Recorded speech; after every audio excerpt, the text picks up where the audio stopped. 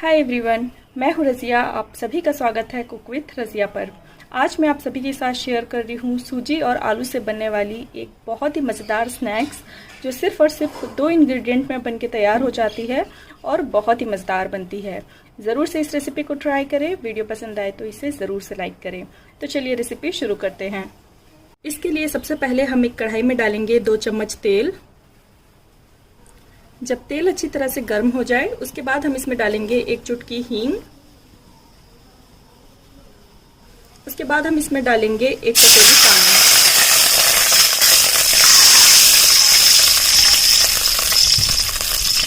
और साथ ही इसमें नमक डालें। नमक यहाँ पे 1 चम्मच डाल रही हूँ, या फिर आप अपने टेस्ट के हिसाब से इसमें नमक डाल सकते हो। और अब मैं यहाँ पे एक बड़े साइज का आलू ली हूँ जिसे मैंने छील के इस तरह से कद्दूकस कर ली हूँ। इसे भी हम डाल लेंगे और अब हम इसे अच्छी तरह से मिलाएंगे।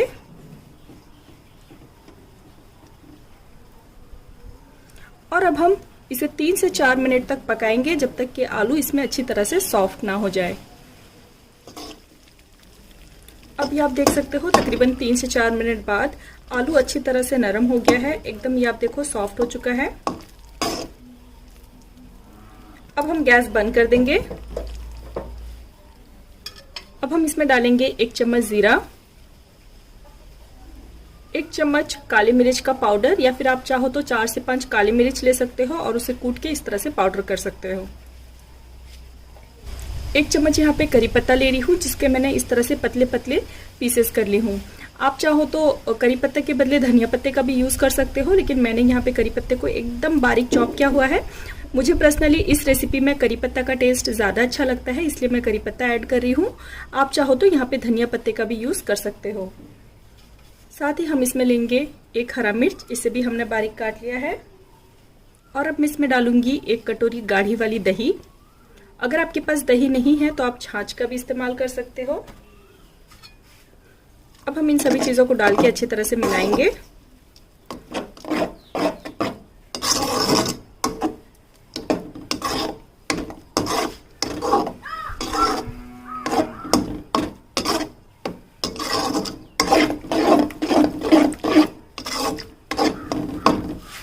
दही आप जब भी किसी करी में या किसी ऐसी रेसिपी में डालें, हमेशा गैस के फ्लेम को बंद करने के बाद ही आप दही का इस्तेमाल करें।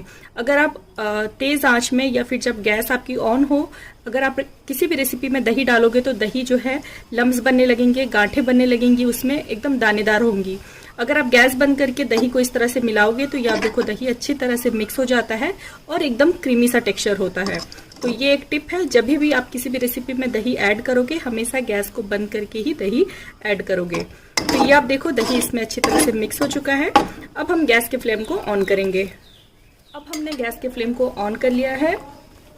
अब हम इसमें डालेंगे 1 कटोरी सूजी, रवा, सेमोलिना, जिस नाम से आप इसे जानते हो।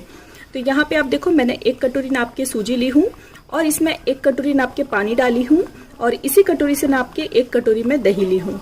तो यहाँ पे कोई भी आप स्टैंडर्ड कटोरी रख लें और उसी से आप इन तीनों चीज़ों को मेज़र करें। तो यहाँ पे ये हमने सूजी डाल लेने के बाद इसे हम अच्छी तरह से मिलाएंगे।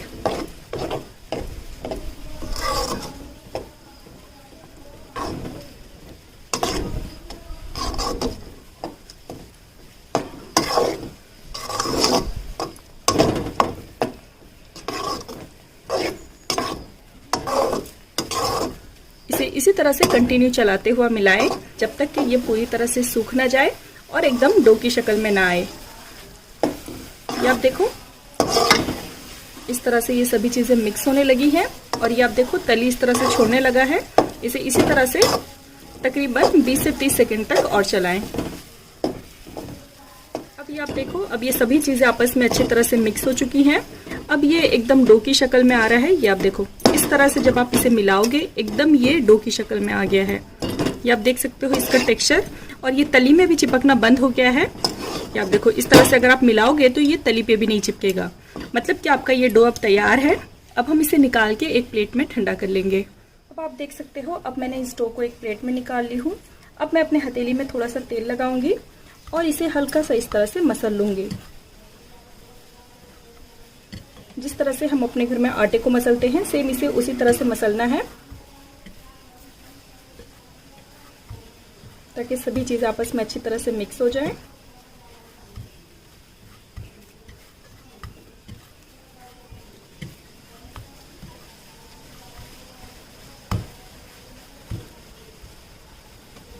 अब ये हमारा डो तैयार है। अब हम इस डो में से थोड़ा सा इस तरह से पोर्शन लेंगे और अब हम इसे अपने हाथ से इस तरह से लपेटते हुआ इसे हम बॉल का शेप देंगे।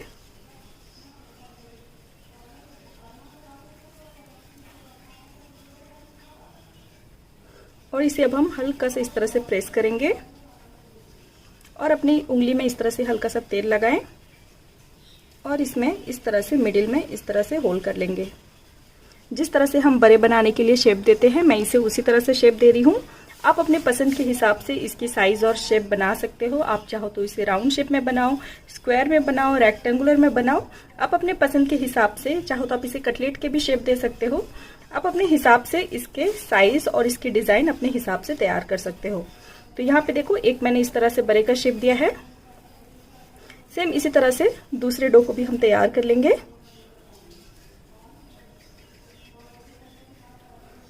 ये आप देखो, ये हमारा दूसरा भी तैयार हो गया है। इसी तरह से बचे हुए सभी बड़े हम बना के तैयार कर लेंगे। अब ये आप देख सकते हो, अब हमने सभी बड़े इस तरह से बना के तैयार कर लिए हैं। अब दूसरी तरफ हमने कढ़ाई में तेल को डाल के अच्छी तरह से गर्म कर ली है। अब ये हमारी तेल अच्छी तरह से गर्म है। अब हम इसमें डालेंगे एक एक करके बड़े।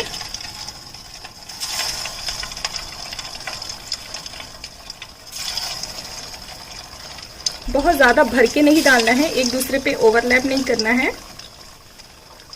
ज्यादा से ज्यादा आप इसमें 4 से 5 बड़े डालें और अब हम इसे दोनों ओर से गोल्डन ब्राउन होने तक फ्राई करेंगे। अब ये आप देख सकते हो, जब ये वन साइड से अच्छी तरह से ब्राउन हो जाए तब हम इसके साइड पलट लेंगे।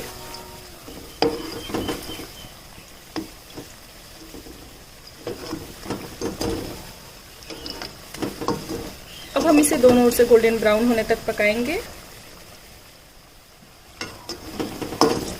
अब ये आप देख सकते हो, अब ये हमारे बड़े बहुत ही अच्छी तरह से गोल्डन ब्राउन हो चुके हैं। अब हम इन्हें एक एक करके सर्विंग प्लेट में निकालेंगे। इस रेसिपी को दोस्तों ज़रूर से ट्राई करें, बहुत ही क्रिस्पी, बहुत ही करारी बनती है।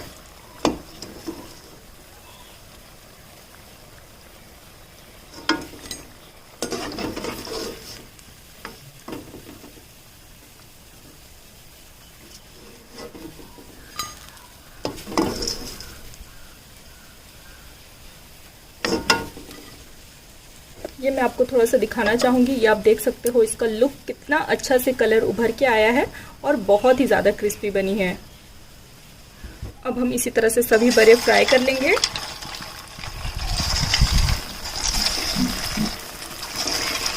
अब आप देख सकते हो, अब मैं इन्हें फ्राई करने के बाद एक सर्विंग प्लेट में निकाल ली हूँ और मैं इसे टोमेटो सॉस के साथ में सर्व कर रही हूँ। आप अपने घर में कोई भी पसंदीदा चटनी या सॉस के साथ में सर्व करें, किसी के भी साथ में इसका कॉम्बिनेशन बहुत ही गजब का रहता है। सो ज़रूर से आप मेरी इस रेसिपी को ट्राई करें। एक मैं यहाँ पे पीस आपको इस तरह से रब करके दिखाना चाहूँगी। ये आप देखो, देख के अंदाज़ा लगा सकते हो कितना ज़्यादा ये क्रिस्प है और खाने में ये बहुत ही मज़ेदार है।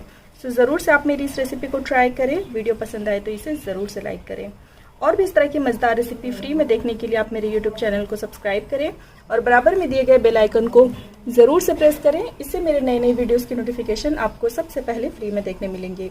फिर मिलती हूँ एक नई रेसिपी और एक नई किचन टिप्स के साथ। तब तक के लिए बाय बाय, टेक केयर।